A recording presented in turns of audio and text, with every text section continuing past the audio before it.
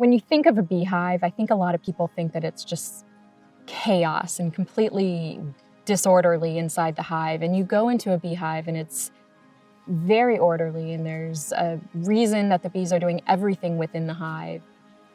And I just didn't understand that much about the honeybee colony as a superorganism before I became a beekeeper and really started to experience that myself every day. I think it's amazing the way they all work together for the good of the hive.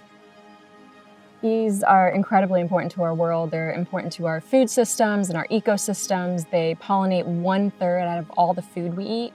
So if you think about that, 1 out of every 3 bites of food we eat is dependent on honeybees. You know, without them, the human race wouldn't survive, really.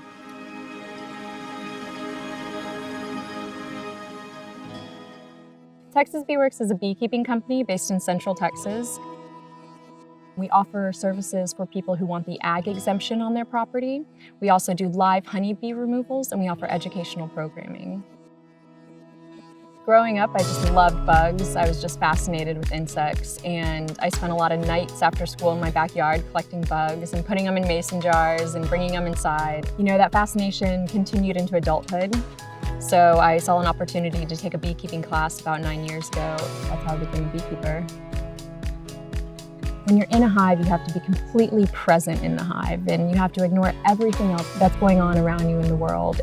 With everything happening nowadays, I almost find that it's like a retreat for me to go into a beehive and just be quiet and present, and it's meditative almost to be in the presence of these creatures who we rely on so much.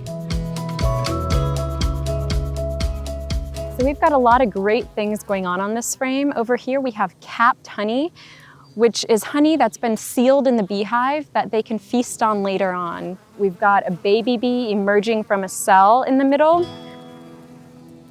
She's trying to chew her way through that cell and into the world. In a typical beehive, we've got 3 different types of bees. We've got the queen bee, we've got the female worker bees, and we have the male drone bees. All the bees you see in the world are female worker bees. So unless you've been in a beehive, you've never actually seen a drone bee. And that's simply because the female worker bees are doing all the work for the hive. They're the ones out foraging, collecting pollen and nectar. The drone bees are back in the hive. They're gonna leave to go to a mating area where hopefully they'll mate with a queen bee. That's really the only time they're leaving the hive. So the queen doesn't do anything for herself. She has attendant bees that clean her, that feed her. They take care of all of her needs so that she can focus on her one job, which is laying eggs in the hive, and she'll lay about 2,000 eggs per day. I love showing people that they don't have to be afraid of bees. I think it's innate for us to have a fear of these creatures, and that's probably a healthy fear.